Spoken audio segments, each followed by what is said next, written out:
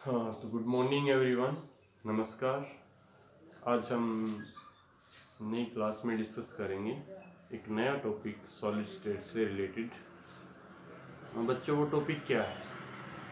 Actually हमने last class में packing efficiency के बारे में बात की थी, और पैकिंग एफिशिएंसी जो होती है वो अलग अलग हमने स्टडी की थी कि एफसीसी में क्या होती है, बीसीसी में क्या होती है, सिंपल क्यूबिक में क्या होती है। तो सबसे ज़्यादा जो पैकिंग एफिशिएंसी हमें मिली थी वो 74% मिली थी, यानी 74% ऑक्यूपाइड स्पेस था and rest of 26% was unoccupied space.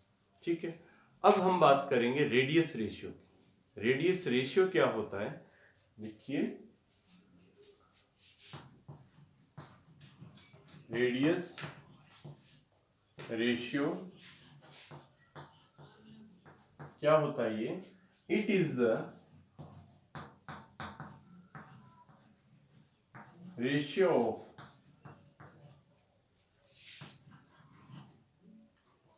Radius of cation to the anion। हमें पता है बच्चों, आयनिक सॉलिड्स की हम बात करते हैं। आयनिक सॉलिड्स में क्या होते हैं? एनायन और कैटायन होते हैं।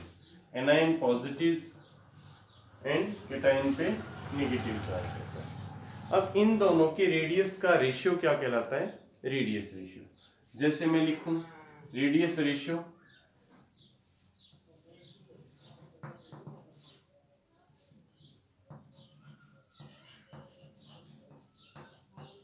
is equal to radius of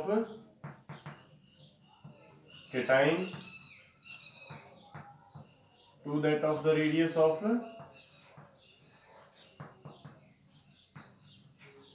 A9. बच्चों, हम एनाइन कैटाइन के रेडियस के रेशियो का यहाँ सिग्निफिकेंस क्या है उसको स्टडी कर रहे हैं। मींस अगर कैटाइन और एनाइन का हमें रेशियो मिल जाता है तो हमें पता लगता है कि उसकी ज्योमेट्री कैसी होगी।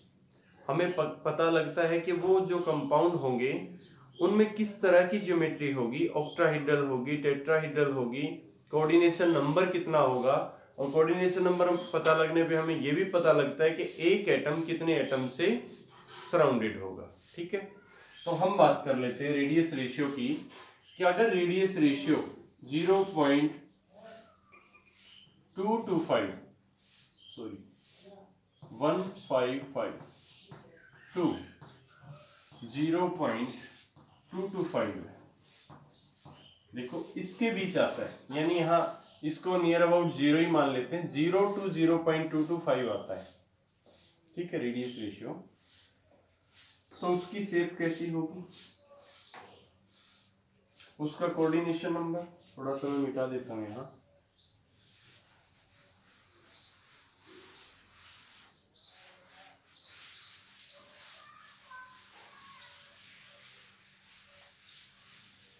एक टेबल बनाते हैं हम रेडियस रेशियो की।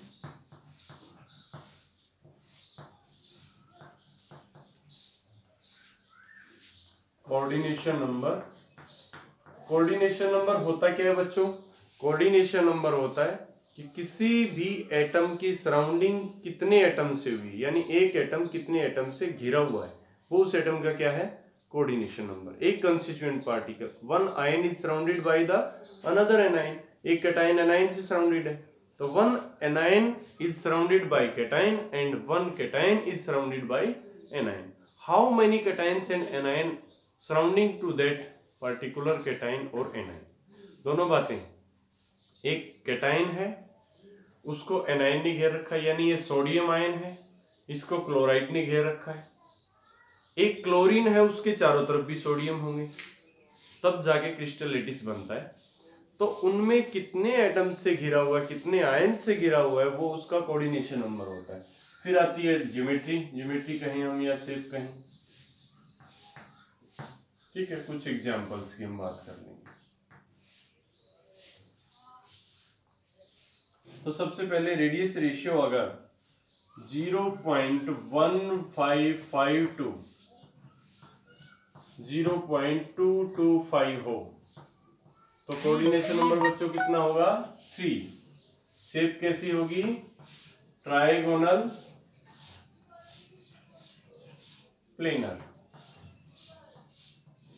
ठीक है, अगर रेडियस रेशियो इनके बीच आता है यानी size of cation radius of cation to the radius of anion का रेशियो इनके बीच आता है तो कोऑर्डिनेशन नंबर कितना होगा 3। शेप कैसी होगी ट्राइगोनल प्लेनर। ट्राइगोनल प्लेनर कैसी होती है ऐसी शेप,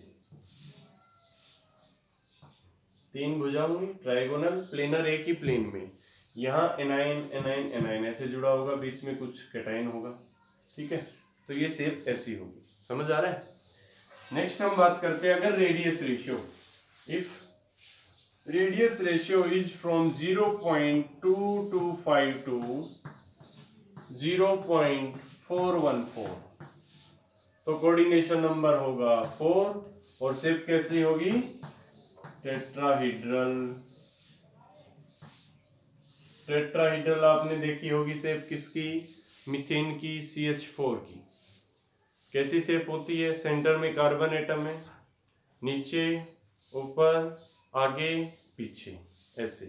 ठीक है, प्लेन के बाहर प्लेन के अंदर दोनों साइड। ठीक है, टेट्राहीड्रल शेप होती है।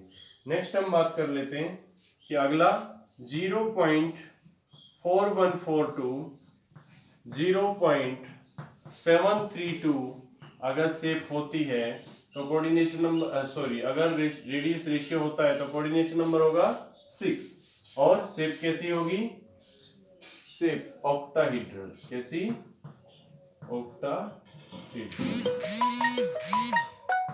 शेप होगी ऑक्टाहीड्रल। रेडियस रेशियो 0.414 टू 0.732 होगा तो शेप होगी ऑक्टाहीड्रल। कोऑर्डिनेशन नंबर होगा 6 ऑक्टाहीड्रल। नेक्स्ट हम बात करते हैं, दिख रहा है ना 0.732 अगर रेडियस रेशियो 1 होगा मींस कैटायन एनायन का साइज लगभग बराबर हो तो उस केस में कोऑर्डिनेशन नंबर होगा 8 और शेप क्या होगी क्यूबिक स्ट्रक्चर होगी। कैसी होगी क्यूबिक। अब थोड़ा सा समझने वाली चीज क्या है इसमें, देखिए जब रेडियस रेशियो कम था मींस रेडियस रेशियो कम था तो कैटायन का साइज छोटा था, एनायन का साइज बड़ा था। एक छोटे कैटायन पे कम ही एनायन जुड़ सकते हैं, मानते हो ना। छोटा कैटायन है उस पे एनायन बड़े हैं तो 3 जुड़ जाएंगे, 4 जुड़ जाएंगे, समझ रहे हैं ना आप। उतना ही उसका सरफेस एरिया है कैटायन का। अब देखो अगर बहुत छोटा साइज था तो 3 ही कैटायन जुड़ पा रहे थे, यानी कोऑर्डिनेशन नंबर कितना था 3। अगर थोड़ा साइज बढ़ता है तो 4 जुड़ जाते हैं, कैटायन का और साइज बढ़ता है तो 6 जुड़ जाते हैं और कैटायन का साइज एनायन के लगभग बराबर होता है तो 8 जुड़ जाते हैं। ठीक है, ये बहुत समझने वाली बात है और इसी से आप देखेंगे कि किसी भी कैटायन और एनायन का साइज अगर आपको दिया है और रेडियस रेशियो आप निकाल लें और फिर आपको पता है कि इतने के बीच रेडियस रेशियो आता है तो 6 कोऑर्डिनेशन नंबर होगा। कोऑर्डिनेशन नंबर पता है तो शेप पता है, आपको शेप पता है तो आप इजीली उस क्वेश्चन को सॉल्व कर सकते हैं। तो ये था आपका बहुत आसानी से पढ़ने वाली चीज कि रेडियस रेशियो से कैसे हम कोऑर्डिनेशन नंबर निकालते हैं और कैसे रेडियस रेशियो हमें हेल्प करता है शेप बताने में, ज्योमेट्री बताने में किसी भी कोऑर्डिनेशन कंपाउंड की। नेक्स्ट हम बात करते हैं डेंसिटी। किसकी? Density of A crystal lettuce. बच्चों क्वेश्चन है इस पे बहुत सारे, वो हम एक वीडियो में कंप्लीट करेंगे सभी क्वेश्चंस जो न्यूमेरिकल हैं। देखो डेंसिटी होती क्या है, व्हाट इज डेंसिटी?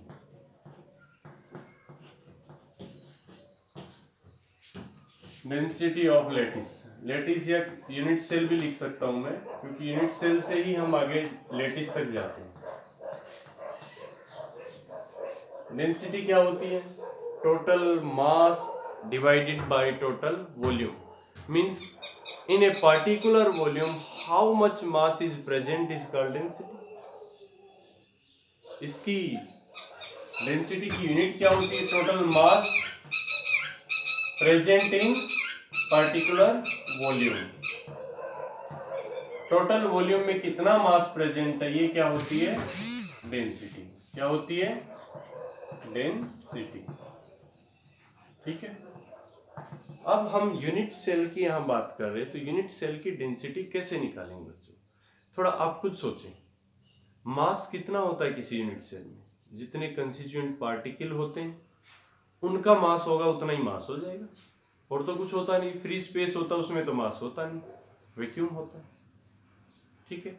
अब देखो, या एयर बबल्स जो भी होते हैं उसको नेग्लिजिबल मास मानते हैं, उसको इग्नोर करते हैं। Crystal lettuce, pure crystal lettuce में क्या होता है, कंस्टिट्यूएंट पार्टिकल होते हैं, बीच में फ्री स्पेस होता है। ठीक है। अब बात क्या आ रही है कि हमें मास कैसे निकालना है, mass of unit cell, unit cell. Unit cell का बच्चों मास कैसे निकलेगा, तो क्या होगा, total mass of total constituent particles.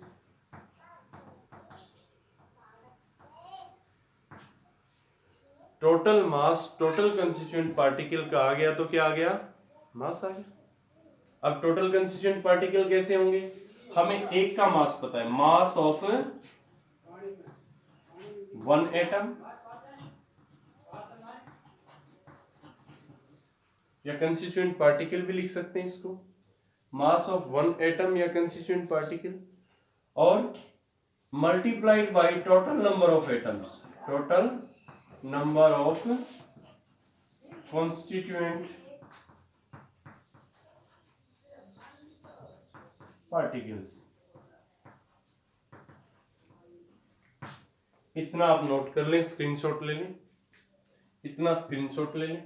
अब देखो ये क्या है, टोटल मास, m बड़ा लिख देता हूं मैं। ठीक है, मास ऑफ यूनिट सेल, इसको मैं ऐसे रिप्रेजेंट करता हूं m से।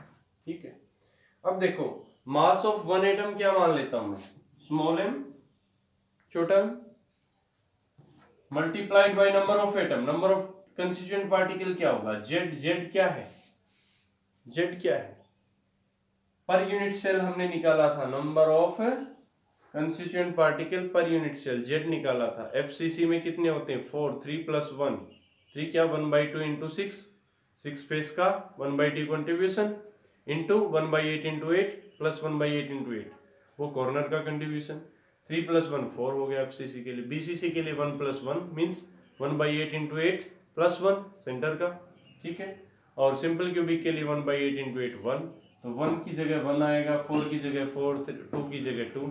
यहाँ पे लिखो, एक एटम का मास दिया होगा, टोटल मास आ गया। ठीक है। वॉल्यूम यूनिट सेल की कैसे निकालते हैं, मास हमने निकाल लिया, volume, volume of unit cell लिख देता हूं मैं, V से रिप्रेजेंट करेंगे। कैसे निकलेगी, एक यूनिट सेल होती है, उसके क्या होते हैं, सभी साइड्स होती हैं, लेंथ विड्थ हाइट सारी क्या होती हैं, ए बिल्कुल इक्वल है। ठीक है, क्यूबिक की हम बात कर रहे हैं, इक्वल साइड है, तो वॉल्यूम क्या होगी, ए क्यूब। वॉल्यूम क्या हो जाएगी, ए क्यूब। वी को हम क्या लिख सकते हैं, ए क्यूब के बराबर।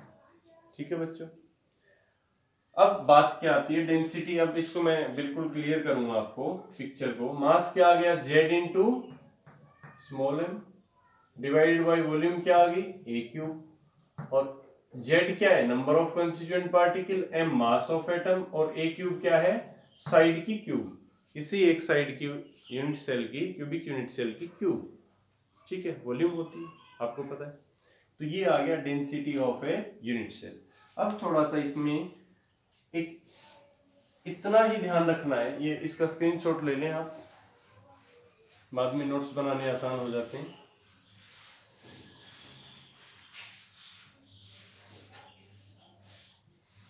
देखिए बच्चों, ये कितना आसान होगा, Z/m क्या आ गई, इसकी डेंसिटी। मैं इसको डेंसिटी को ऐसे रो से लिखते हैं, रो से लिख देता हूं।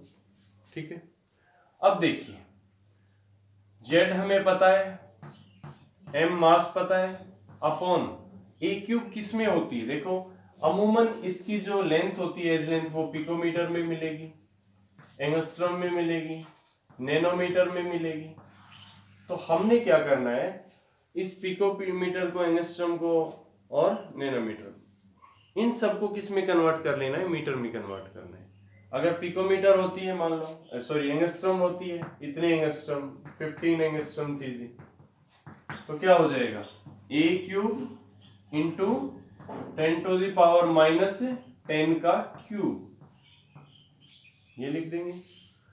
पिकोमीटर में है तो -12 का क्यूब रख देंगे, नैनोमीटर में है -9 का क्यूब रख देंगे। पिको, नैनो, फेम्टो, ऑक्टो, येटो, जिटो, ये जो सब है आपको पता होगा ना, शुरू से होती है मिली, माइक्रो, मिली, माइक्रो, फिर माइक्रो के बाद नैनो, नैनो के बाद पिको, पिको के बाद पिकोमीटर, और फिर फेम्टो 15 के लिए, 10⁻⁻15 के लिए, फेम्टो, जिटो, ऐसे कुछ होता है, मुझे अभी एग्जैक्ट ध्यान नहीं है, फिजिक्स में आता है ये, तो थोड़ा सा आप पढ़ लें इसको, ठीक है। तो ये क्या है आपका, डेंसिटी होगी यूनिट सेल, ये यूनिट सेल की डेंसिटी। इसी फॉर्मूले से हम क्या निकालेंगे, इसी फॉर्मूले से density of a unit cell.